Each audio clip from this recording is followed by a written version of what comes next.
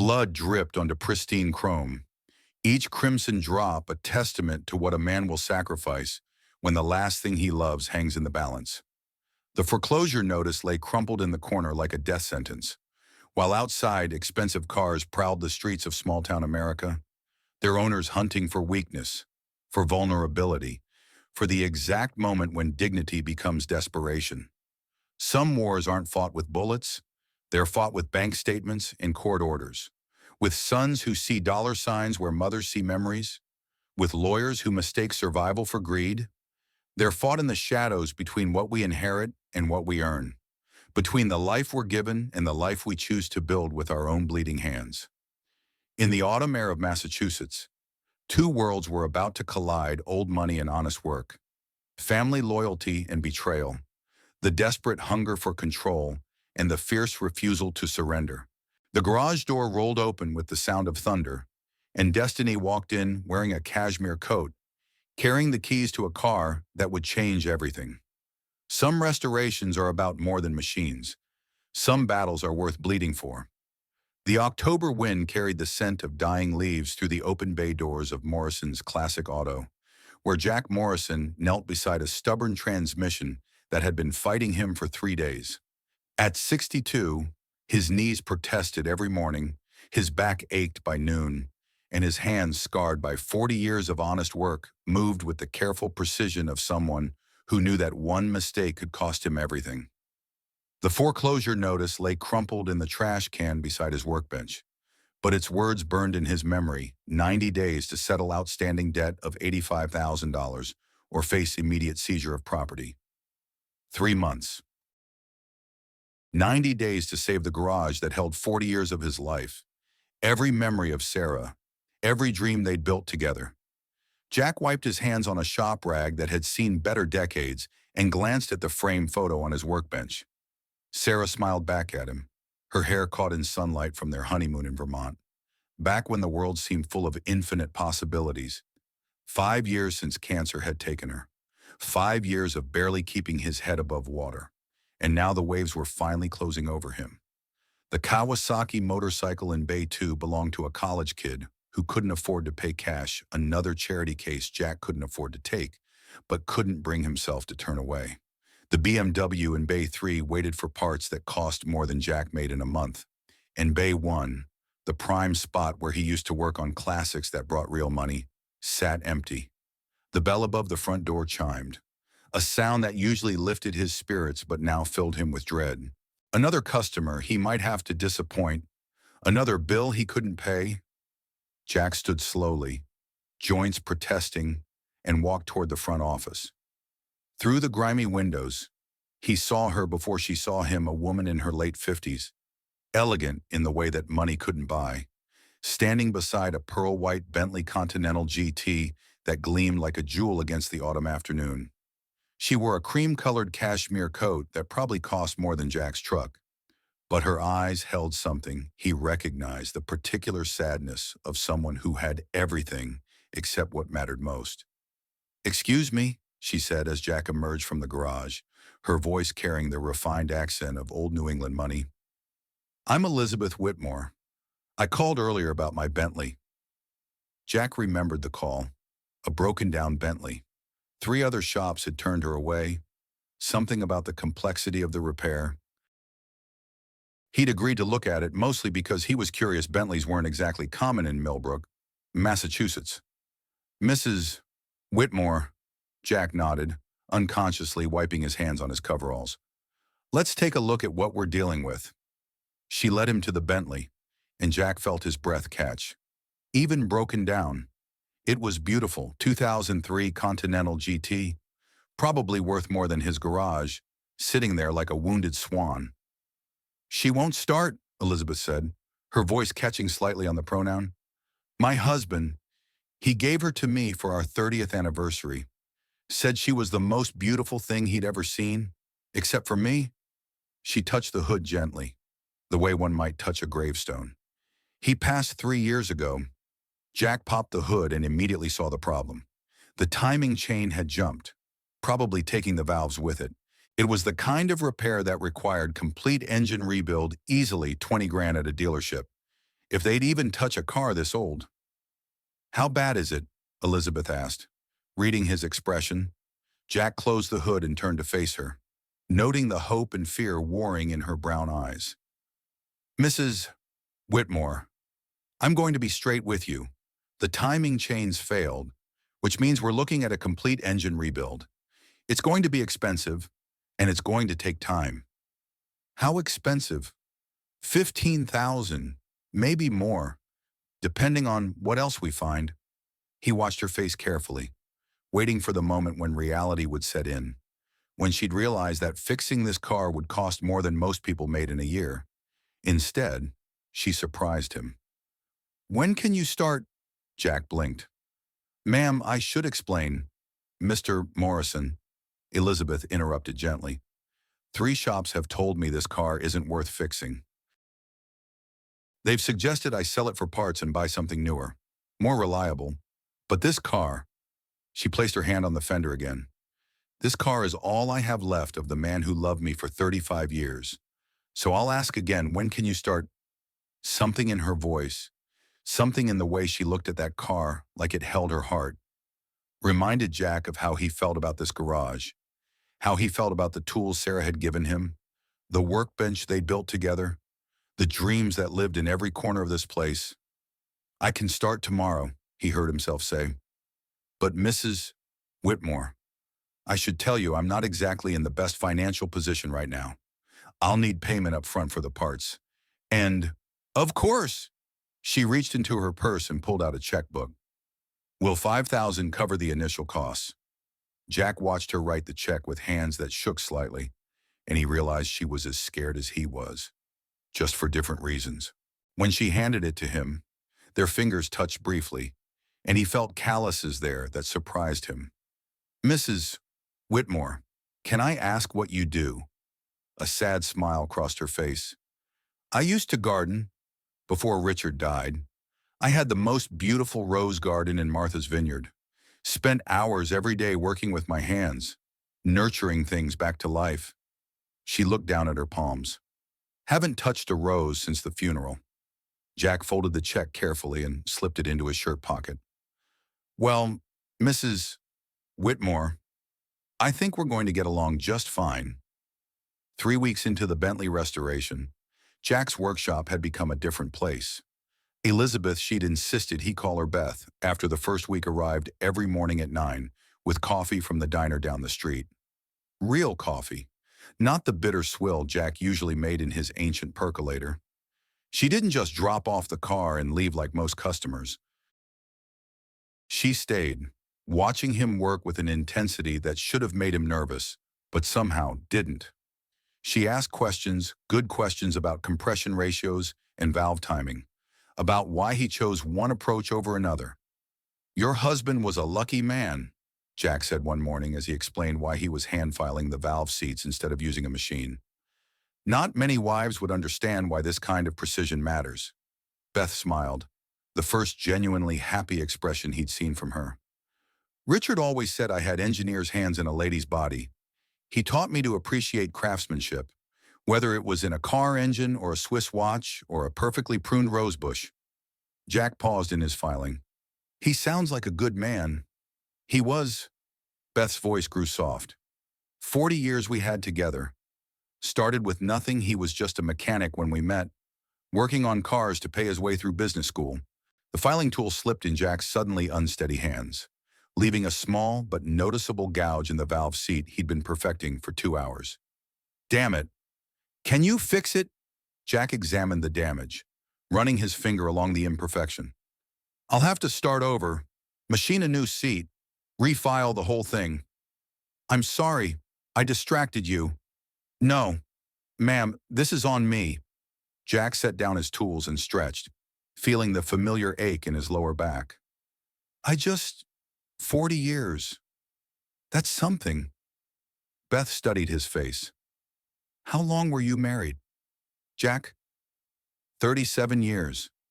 Sarah and I. He gestured to the photo on his workbench. Cancer got her 5 years ago. I'm sorry. She used to bring me coffee too, every morning for 37 years, right at 10 o'clock. said a man needed proper fuel to do proper work. They stood in comfortable silence for a moment, two people who understood loss in ways that didn't require explanation. Jack, Beth said finally, why don't you take a break? You've been at this for 6 hours straight. Jack looked down at his hands and realized she was right. His knuckles were raw from scraping against metal. Small cuts decorated his fingers, and his right hand was actually bleeding from where he'd caught it on a sharp edge of the engine block. Jesus, he muttered, grabbing a shop rag to wrap around the worst cut. Didn't even feel it. Before he could protest, Beth was beside him, gently taking his hand in hers. Her touch was warm, careful, and surprisingly strong as she examined the wound. This needs proper attention, she said, her voice carrying the authority of someone accustomed to being obeyed. Where's your first aid kit? Beth, it's fine. Just a scratch. Jack Morrison, you sit down right now and let me take care of this. Ah. There was something in her tone not commanding, but caring in a way that reminded him so powerfully of Sarah that he found himself sitting on his work stool without argument. Beth opened the first aid kit with practiced efficiency, cleaning the cuts with antiseptic that stung more than Jack wanted to admit. Her hands moved with gentle precision, and Jack found himself studying her face as she worked. You've done this before, he observed. Richard was always coming home with cuts and scrapes from his workshop. Even after he became successful, he never stopped tinkering with engines. She applied antibiotic ointment with careful strokes. I learned that arguing with stubborn men about their injuries was pointless. Better to just fix them and move on. As she wrapped his hand in clean gauze, Jack became acutely aware of how close she was, how her hair smelled like vanilla and autumn leaves, how her fingers felt against his skin. There, she said, securing the bandage with medical tape. That should hold until it heals. But she didn't let go of his hand immediately. Instead, she held it between both of hers, studying the network of scars and calluses that mapped 40 years of honest work. Jack, she said softly, her voice carrying something he couldn't quite identify. I see the same dedication in your hands that my husband had in his heart. The words hung between them like a bridge neither was quite ready to cross. Jack felt something shift in his chest, a warmth he hadn't experienced in 5 years. Beth, The moment was broken by the harsh ring of the shop phone. Jack pulled his hand free reluctantly, the spell broken but not forgotten. Morrison's Classic Auto, he answered, his voice rougher than usual. Mr. Morrison, this is David Whitmore. I believe you're working on my mother's car. Jack glanced at Beth, who had gone very still beside him. That's right. The Bentley restoration. I need to speak with you about that. About my mother's situation. Can we meet David? Beth said, loud enough for her son to hear through the phone. What are you doing? There was a pause. Mother, you're there. I thought we agreed you'd limit your contact with the repair shop to essential communications only. Beth's jaw tightened. We agreed to no such thing. Mother, please, Mr. Morrison, I'd like to schedule a meeting to discuss the scope and cost of this repair. My mother has a tendency to be generous with repair authorizations, and I want to make sure she's not being taken advantage of. Jack felt his temper rise. Sir, your mother has been nothing but professional. The repair is proceeding exactly as quoted. I'm sure it is. Nevertheless, I'll be by tomorrow morning to review the work order and discuss payment arrangements. Good day. The line went dead. Jack hung up the phone and turned to see Beth's face flushed with embarrassment and anger. I'm sorry about that, she said. David has been protective since his father died, sometimes overly so. Jack had worked on enough cars for enough people to recognize the signs, controlling family members who saw every expenditure as their personal business, who treated their relatives like children, incapable of making their own decisions. Beth, he said carefully, is there something I should know about this situation? She was quiet for a long moment, staring at the Bentley's exposed engine.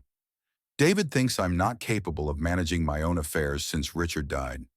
He's been pushing me to simplify my life, as he puts it. Sell the house, move into a retirement community. Let him handle my finances. And what do you think? Beth's brown eyes flashed with the first real fire Jack had seen from her. I think I'm 58 years old, not 88. I think I buried my husband, not my brain. And I think my son has forgotten that some things matter more than money. Jack nodded slowly. Well then, Mrs. Whitmore, I think we understand each other perfectly.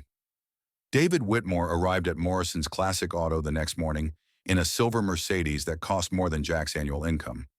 Everything about him screamed expensive, from his Italian leather shoes to his perfectly tailored suit to the Rolex that caught the morning light as he emerged from his car. He was younger than Jack had expected, maybe mid-30s, with his mother's brown eyes but none of her warmth. His handshake was firm and brief, the kind of professional greeting that established distance rather than connection.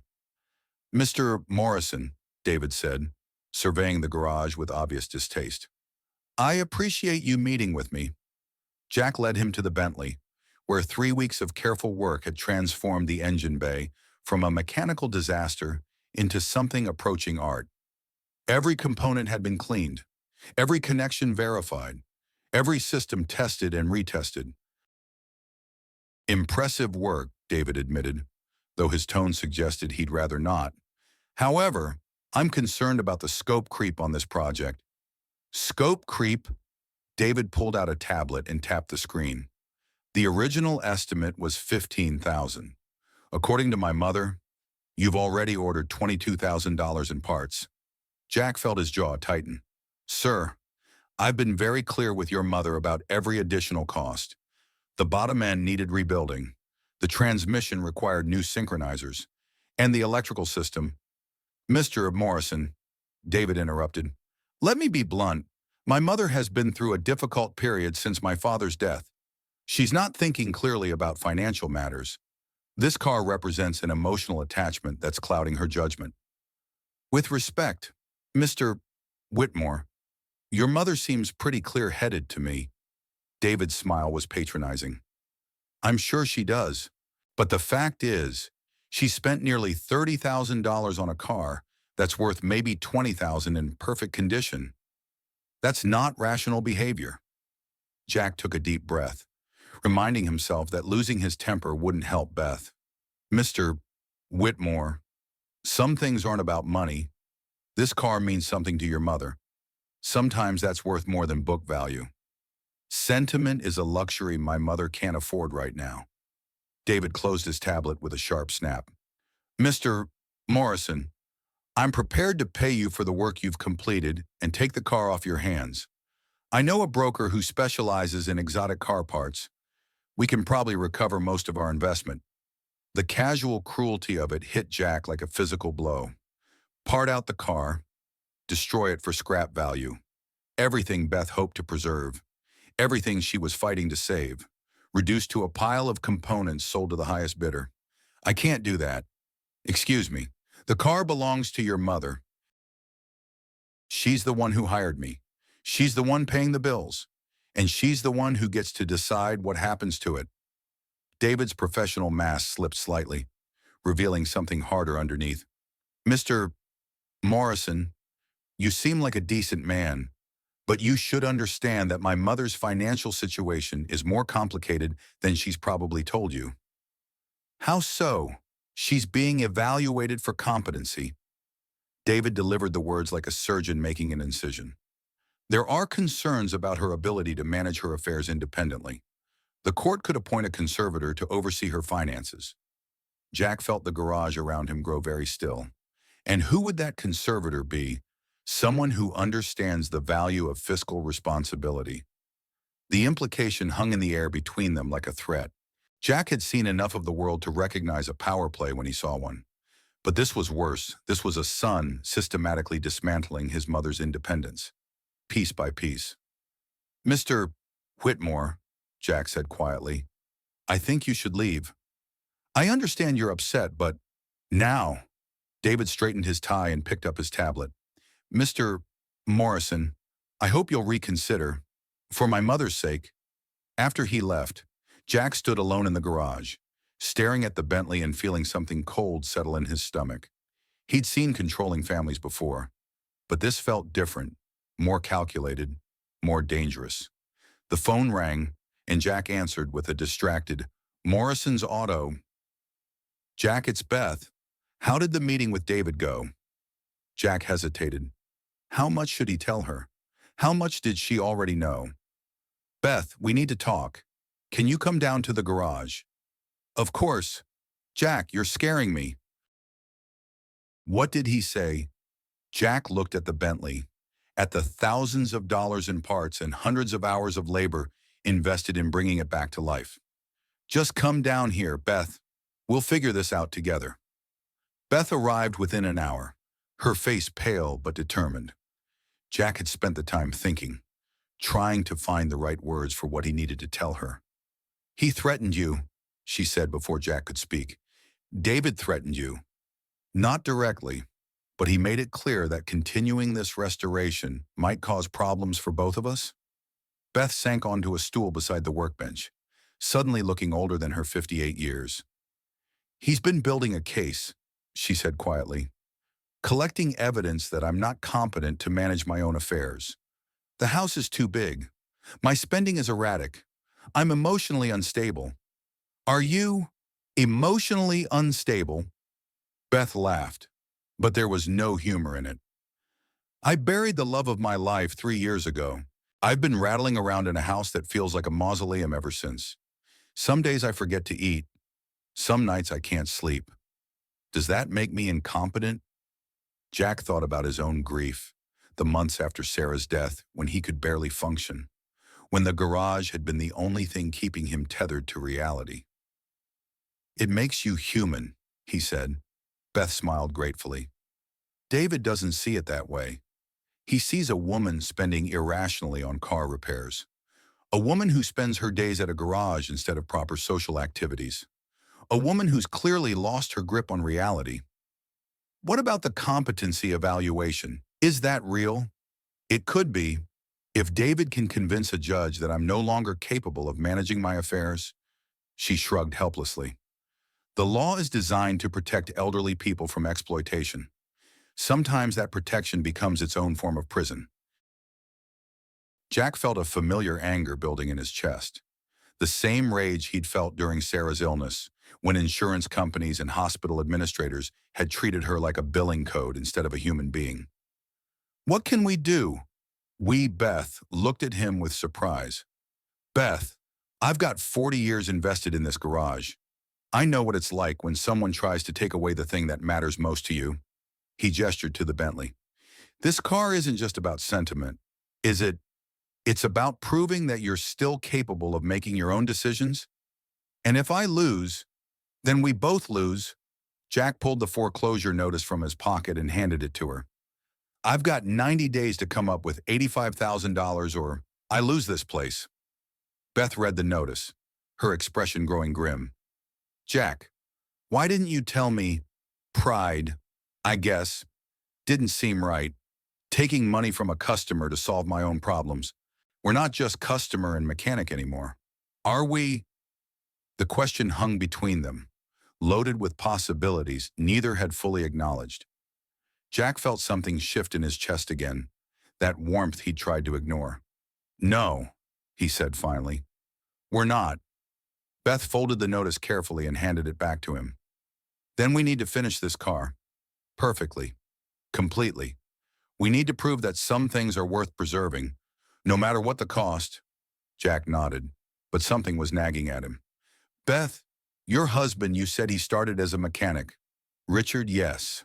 "Why? What kind of cars did he work on?" "European sports cars. Mostly. He had a gift for temperamental engines." Beth's eyes grew distant with memory. "He could diagnose problems just by listening to an engine run." Jack felt a strange prickle of recognition. "What was his last name before you married?" "Whitmore was his name. Richard Whitmore." Beth frowned. "Jack, why are you asking?" Instead of answering, Jack walked to his tool chest and pulled out a wooden box from the bottom drawer. Inside, wrapped in oiled cloth, were his father's tools, German precision instruments that had crossed an ocean and built a life in America. Beneath the tools, Jack found what he was looking for: a stack of letters tied with string, yellow with age. "My father kept correspondence with mechanics all over the country," Jack said, untying the string with careful fingers. Men who understood that fixing cars was about more than just making them run. He opened the first letter and felt his breath catch. The letterhead read Whitmore Automotive European Specialists, and the signature at the bottom was unmistakably Richard Whitmore. "Beth," Jack said softly, "I think you need to see this." Beth took the letter with trembling hands, her eyes scanning the familiar handwriting. "This is from Richard, but how did you—" Jack opened another letter, this one addressed to his father. "They knew each other. Your husband and my father. They corresponded for years."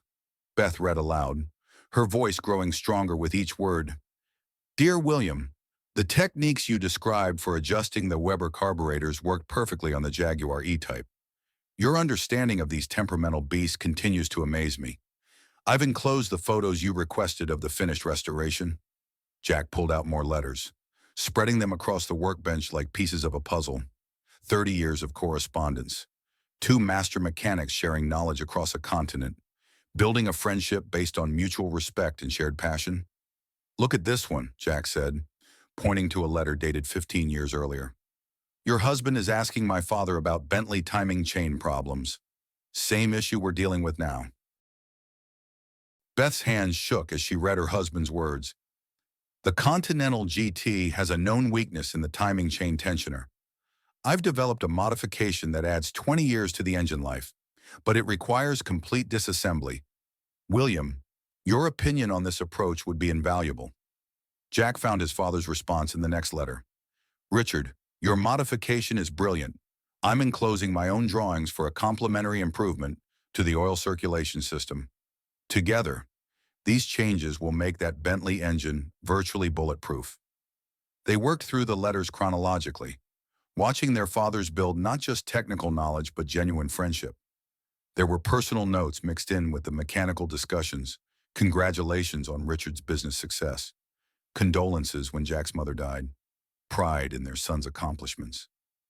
"Jack," Beth whispered, holding up a letter dated just 5 years ago. "Look at this." The letter was from Richard to Jack's father, written 6 months before he died. "William, my health is failing, but there's something I need to tell you. If anything happens to me, please watch over Elizabeth. She has my stubborn streak and my love for beautiful machinery, but she'll need a friend who understands that some things are worth preserving, regardless of cost. I fear our son sees only dollar signs where we see soul." Jack's father's response was brief but telling. "Richard, if your Elizabeth is anything like you've described, she'll find her way to the right people when the time comes. Trust in the bonds we've built. My friend, they reach further than we know." Beth set down the letter, tears streaming down her face. He knew. Richard knew that David would try to control everything after he was gone, and somehow, he knew I'd find my way to you. Jack gathered the letters carefully, understanding now why the Bentley restoration had felt like more than just a job from the beginning. Our fathers built something here, Beth, a connection that transcended business, that lasted 30 years. And now, Jack looked at the partially restored Bentley, at the woman whose husband had been his father's friend, at the future that suddenly seemed possible despite all the obstacles. Now we finish what they started. The private investigator arrived on a Tuesday morning, parking his nondescript sedan across from Morrison's Classic Auto and settling in for what would become a week-long surveillance. His name was Marcus Powell, and he specialized in building cases for adult children concerned about their parents' financial decisions. Jack noticed him on the third day, same car, same position, always with a camera and notepad. When Beth arrived that afternoon, Jack pointed him out. "David's escalating," Beth said, her voice tight with controlled anger. "He's building a file." "What kind of file?" "Evidence of my alleged incompetence. Photos of me spending time at a garage instead of appropriate activities. Documentation of my emotional attachment to material possessions." Proof that I'm being exploited by an unscrupulous mechanic. Jack felt his jaw clench. How do you know all this? Because David's lawyer called me yesterday. Very politely explained that they were conducting a routine evaluation of my living situation in financial management. For my own protection, of course. They stood in the garage doorway, watching the investigator pretend to read a newspaper while his camera clicked steadily. Beth, maybe you should stay away for a while. Let me finish the car, and... No! Her voice carried a steel Jack hadn't heard before. That's exactly what they want. Proof that I can be intimidated into abandoning my decisions. Proof that I'm unstable. But if they're building a case, then let them see who I really am. Beth walked to the Bentley and ran her hand along its perfectly restored fender. Let them document a woman who keeps her commitments, who appreciates craftsmanship, who refuses to be bullied by her own son. Over the next few days, the investigator got plenty of documentation. He photographed Beth arriving each morning with coffee. He captured her listening intently as Jack explained engine specifications. He recorded her getting her hands dirty, helping with simple tasks, learning to read diagnostic equipment. What he couldn't capture was the transformation Jack witnessed daily. The sad, broken woman who had first brought him the Bentley was gradually being replaced by someone stronger, more confident. Beth was rediscovering parts of herself that had been buried with her husband. You know, she said one afternoon as they calibrated the fuel injection system, I haven't felt this alive since Richard died. How so? This, she gestured around the garage. Learning something new, using my hands to create something beautiful. Being around someone who sees value in preservation rather than just profit. Jack paused in his work. Beth, can I ask you something personal? Haven't we moved past the point of asking permission? He smiled at that.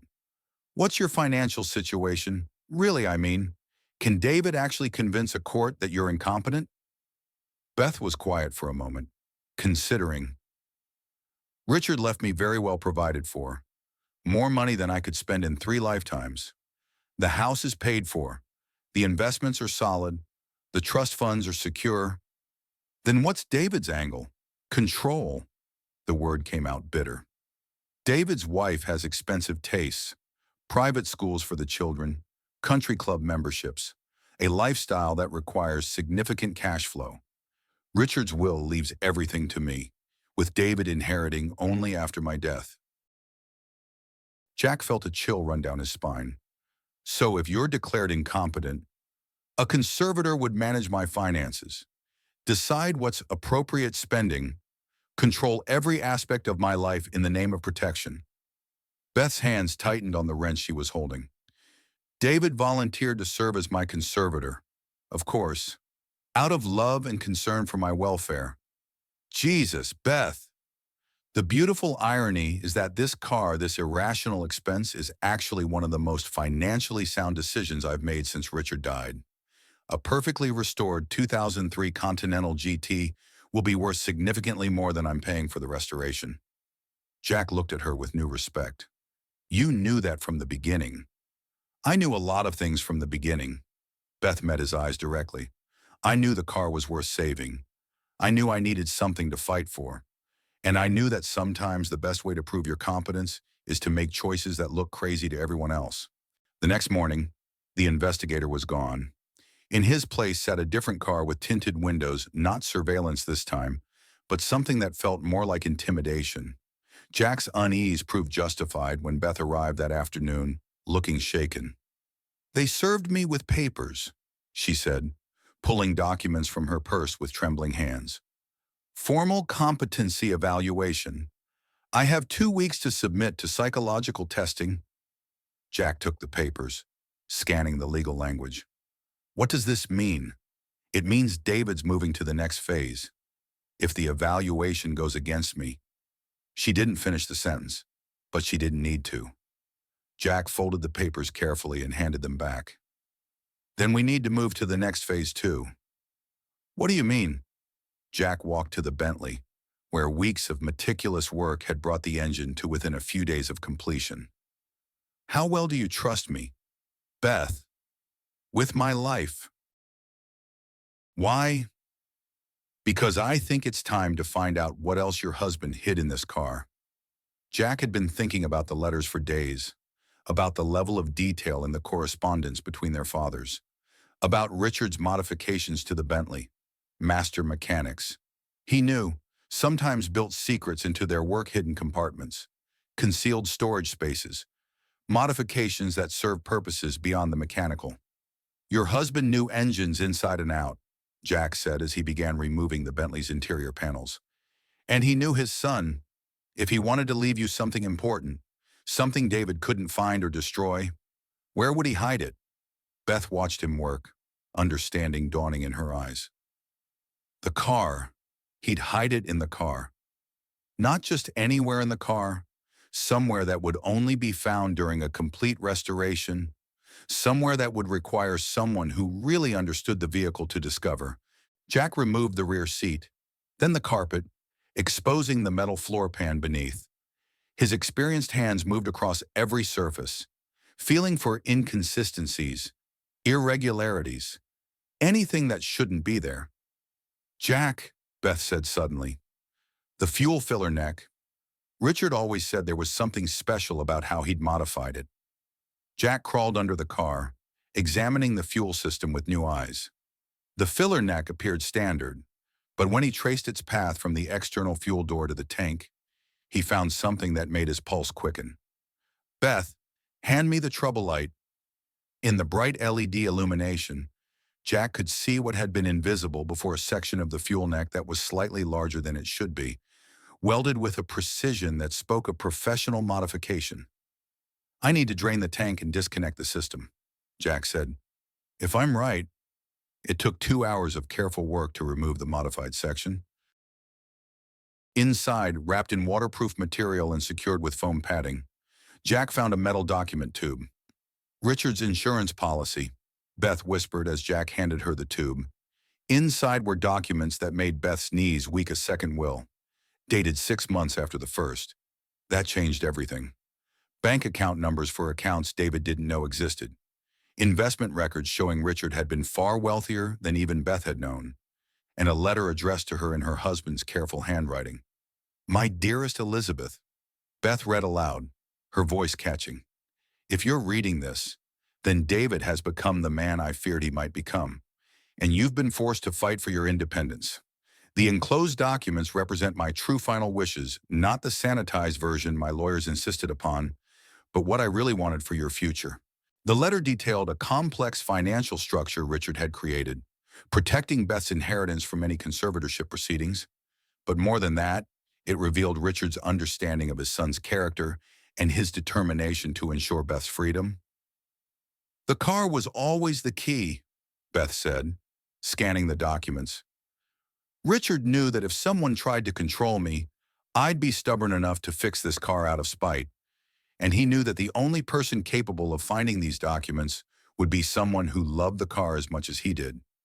Jack looked at the pile of papers, understanding their implications. Beth, this changes everything. David can't touch your inheritance if these accounts exist separately from your known assets. There's more.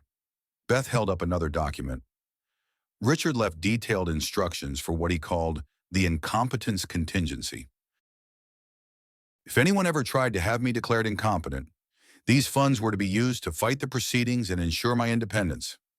At the bottom of the tube, Jack found one more item, a photograph of Richard and Jack's father standing beside a young Bentley Continental, both men grinning at the camera like conspirators.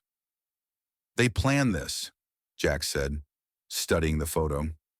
Your husband and my father, they knew that someday you'd need help, and they made sure you'd find your way to someone who understood. Beth sank onto her stool, overwhelmed by the magnitude of her husband's foresight. 35 years of marriage, and he's still protecting me. What do you want to do with this information? Beth looked at the Bentley, then at Jack, then at the documents that represented her freedom. I want to finish this car. I want to prove that some things are worth preserving, regardless of cost. And then I want to have a very interesting conversation with my son. The Bentley's first start after restoration was a moment Jack had been both anticipating and dreading. Months of work, thousands of dollars in parts, hundreds of hours of meticulous labor. It all came down to whether the engine would turn over and run with the smooth perfection Richard Whitmore had intended. Beth stood beside him, her hands clasped tightly as Jack turned the key. The starter engaged, the engine turned, and then silence. Jack's heart sank. After everything they'd been through, after all the careful work and attention to detail, the engine was dead. "What's wrong?" Beth asked, her voice carefully controlled. Jack popped the hood and began checking connections, his mind racing through possibilities. Fuel delivery, electrical connections. Timing any one of 100 things could have gone wrong. "Jack," Beth said quietly, "look at the fuel pressure gauge." The gauge read 0. No fuel was reaching the engine, which meant the fuel pump, Jack said, slapping his forehead. "I never reconnected it after we found the documents." 5 minutes later, with the fuel pump properly connected, Jack turned the key again. This time, the Continental GT's engine caught immediately, settling into the smooth, powerful idle that was the hallmark of a perfectly tuned machine. The sound was magnificent, not just the mechanical precision of pistons and valves working in harmony, but something deeper. The soul of the machine, as Richard would have called it. The car was alive again. Beth ran her hand along the fender, tears streaming down her face. He would have loved hearing this. Jack let the engine run for 20 minutes, monitoring every gauge, listening to every sound. When he finally shut it off, the silence felt profound. "It's perfect," he said simply. And it was. The Bentley looked as though it had just rolled off the factory floor, every surface polished to a mirror shine, every component functioning exactly as designed.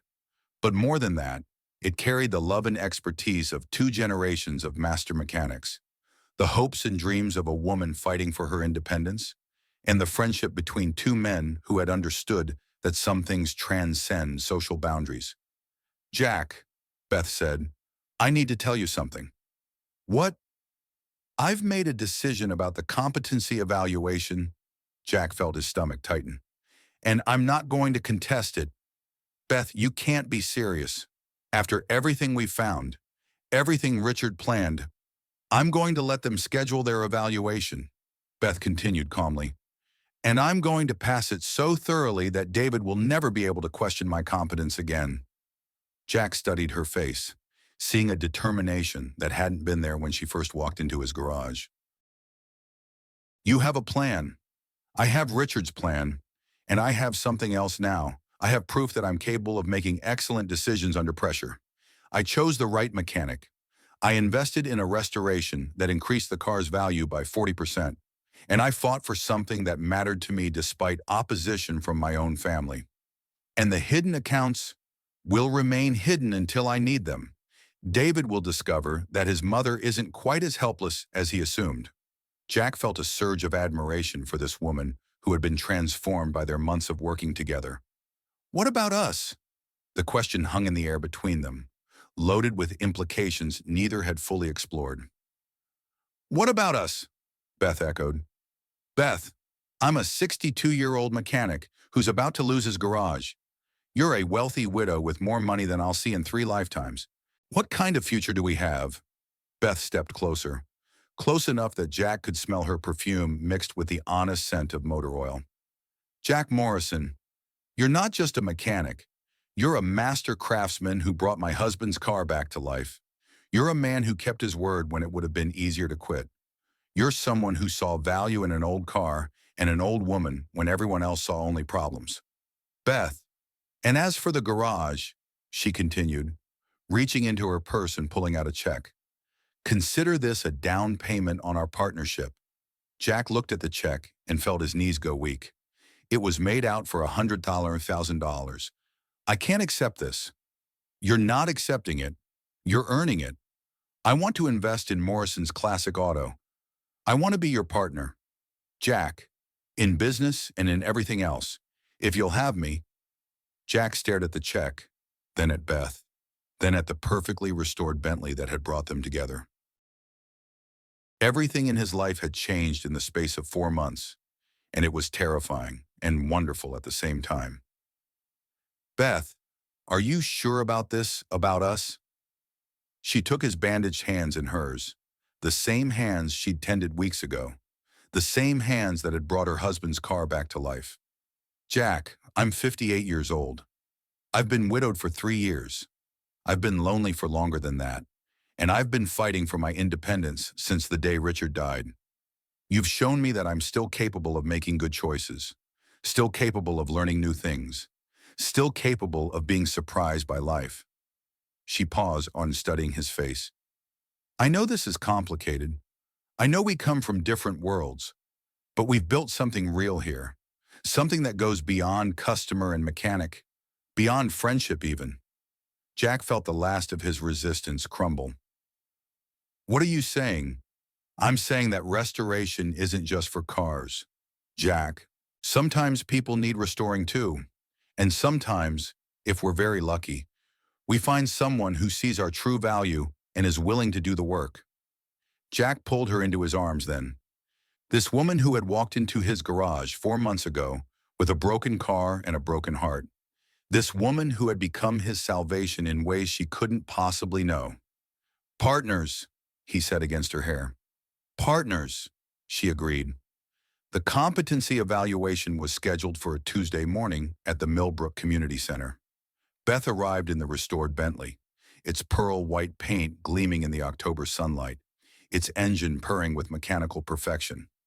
David was waiting in the parking lot with his lawyer, a thin man in an expensive suit who looked like he'd never gotten his hands dirty in his life. Behind them stood Dr.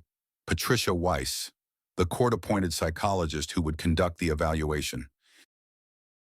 Mother, David said as Beth emerged from the car, I'm glad you decided to cooperate with this process. Of course, dear, Beth replied pleasantly. I have nothing to hide. Dr. Weiss was a woman in her 60s, professionally competent but kind. She spent 3 hours with Beth, conducting interviews, reviewing financial records, and observing her behavior.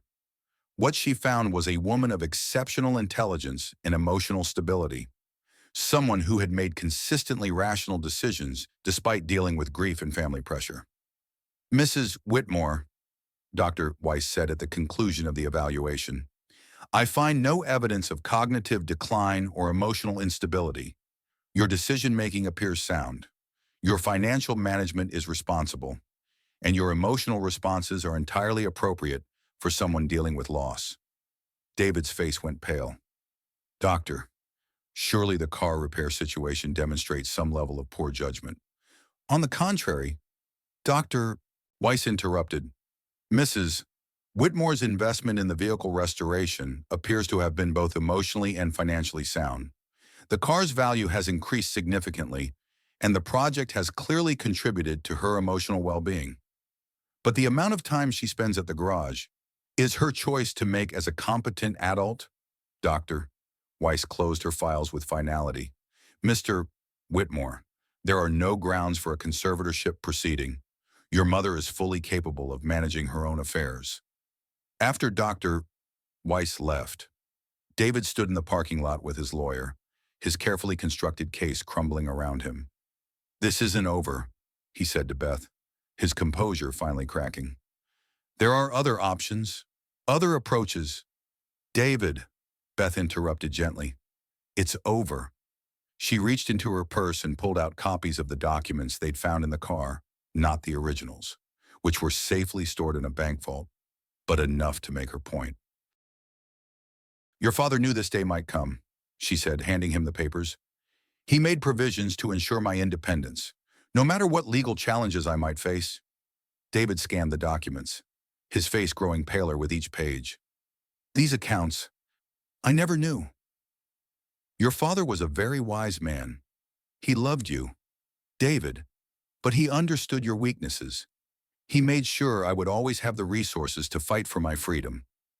David's lawyer whispered something urgent in his ear, but David shook his head. It's over. Johnson. She's untouchable. David, Beth said, her voice gentle now. I don't want to fight with you. You're my son, and I love you. but I won't let you control my life out of some misguided sense of protection. I was trying to help. You were trying to help yourself to an inheritance that isn't yours yet. Beth's voice carried steel beneath the kindness. Your father provided for you, David, but not at the expense of my independence. David looked at his mother, really looked at her for the first time in months. What he saw was not the broken, confused woman he'd been telling himself she was, but someone strong and determined and fully in control of her life. What now? He asked quietly. Now you go home to your family. You stop trying to manage my life. And maybe, if you're very patient, you might find that a mother who chooses to spend time with you is worth more than one who's forced to. After David and his lawyer left, Beth stood alone in the parking lot beside the Bentley, feeling lighter than she had in years. Her phone buzzed with a text from Jack. How did it go? She smiled and typed back, perfect. Coming home now. Home. When had she started thinking of the garage as home 6 months later? Morrison's classic auto had been transformed. The new sign out front read, Morrison and Whitmore Classic Restorations, and the expanded facility included a climate-controlled bay for the most valuable cars and a small office where Beth managed the business side of their partnership. The Bentley occupied a place of honor in the main bay, not as a customer car, but as a testament to what was possible when skill met determination. It had become their calling card, proof that some restorations went beyond mechanical excellence to touch something deeper. Jack emerged from beneath a 1967 Mustang Shelby GT500, wiping his hands on a shop rag that no longer bore traces of blood. His hands had healed, both literally and figuratively, and he approached his work now with a confidence that had been missing for years. How's the Shelby coming? Beth asked, looking up from her computer where she was reviewing an estimate for a Ferrari restoration. Beautiful car, Jack said, settling onto the stool beside her desk. Owner's daughter brought it in, said her father worked on it for 20 years before he died. Never quite got it finished. Sounds familiar. Jack smiled at that. Some stories repeat themselves. The good ones, anyway. Beth saved her work and turned to face him. Jack, I've been thinking about something. What's that? We've been partners for 6 months now. Business partners. But we've never really talked about other kinds of partnerships. Jack felt his pulse quicken. They'd been dancing around this conversation for weeks, neither quite ready to take the final step from friendship to something deeper. Beth, I'm 63 years old. I've got arthritis in my hands, a bad back, and a garage full of old cars. I'm 59 years old. I've got a son who still thinks I'm incompetent, more money than I know what to do with, and a tendency to fall in love with stubborn mechanics. Jack laughed at that.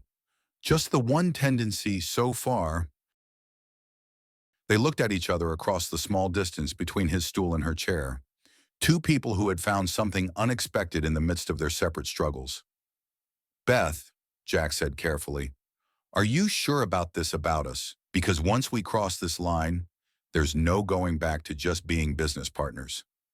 Beth stood and moved to the window overlooking the garage, where the Bentley gleamed under the afternoon light. Jack, when Richard died, I thought my life was over. I thought the best parts of me had been buried with him. She turned back to face him. You showed me that wasn't true. You showed me that some things can be restored, that some connections are worth fighting for, that it's never too late to build something beautiful. Jack stood and moved to join her at the window. And you showed me that some customers become friends, and some friends become family, and some kinds of healing take two people working together. So what do we do now? Jack took her hands in his no longer bandaged, but still bearing the honest scars of a life spent working with his hands. Now we finish what we started. The restoration. All of it. The garage, the partnership. Us. We finish all of it. Beth smiled, the kind of smile that transformed her entire face. I love you, Jack Morrison. I love you too, Beth Whitmore. They kissed then, surrounded by the tools and machinery that had brought them together, with the Bentley bearing witness to their promise of new beginnings. The wedding was small, Held in the garage on a crisp October morning, with Judge Harrison officiating and the restored Bentley serving as both altar and symbol. Beth wore a simple cream dress and carried a bouquet of the roses she'd started growing again. Jack wore his best suit and a smile that hadn't left his face in weeks. David came to the wedding, bringing his family and what passed for an apology. He'd never quite forgiven his mother for being stronger than he'd given her credit for, but he'd learned to respect her choices. The reception was held in the expanded garage, where classic cars served as conversation pieces, and the guests included everyone from wealthy collectors to young mechanics learning the trade. It was exactly the kind of mixing of worlds that Richard Whitmore and Jack's father would have approved of. "So what's next?" Judge Harrison asked during the dancing, nodding toward the happy couple. "Well," Jack said, spinning Beth in a slow circle, "we've got a 1963 Ferrari GTO coming in next week. Owner says it hasn't run in 30 years. Another impossible restoration." Beth laughed. "Judge, we've learned that nothing's impossible if you're willing to do the work." They danced until the sun set behind the mountains, surrounded by friends and family in the cars that had brought them together. The Bentley sat in its place of honor, its chrome catching the last light of day, a testament to the truth that some things are worth preserving, some connections are worth fighting for, and some kinds of love are strong enough to restore anything, even broken hearts. In the end, Jack Morrison had saved more than just a garage. He'd saved himself, and in doing so, he'd helped save the woman who had walked into his life with a broken car and a wounded heart. Together, they'd proven that the most important restorations aren't about returning things to their original condition. They're about revealing the beauty that was always there, waiting for the right hands and the right heart to bring it back to life. The garage still smells of coffee and motor oil, but now it also carries the scent of roses from Beth's garden and the sound of laughter from the young mechanics they mentor. Some things change, and some things endure, and the best things in life are worth whatever it takes to preserve them. Outside, the first snow of winter begins to fall, but inside Morrison and Whitmore Classic Restorations, the work continues, not just the restoration of classic cars, but the ongoing restoration of dreams, of hope, and of the belief that love can triumph over any obstacle when it's backed by dedication, skill, and the willingness to bleed a little for something that matters. The Bentley gleams in the workshop light, perfect and timeless, a reminder that some stories end exactly as they should. The Bentley still gleams in that Massachusetts garage, its chrome reflecting not just the workshop lights, but the faces of two people who learned that some things broken can be made whole again. Jack Morrison bled for that restoration literally and figuratively. He bled knuckles on stubborn bolts, bled savings on precision parts, bled pride swallowing help when survival demanded it. But what he gained was worth every crimson drop a woman who saw past the grease stains to the craftsman beneath. A partnership that saved more than just a business, and the discovery that love doesn't expire with age, it just requires different tools to restore. Beth Whitmore learned that widowhood doesn't have to mean surrender, that family can become your greatest threat or your deepest blessing, and that sometimes the most courageous thing you can do is trust a stranger with calloused hands and an honest heart.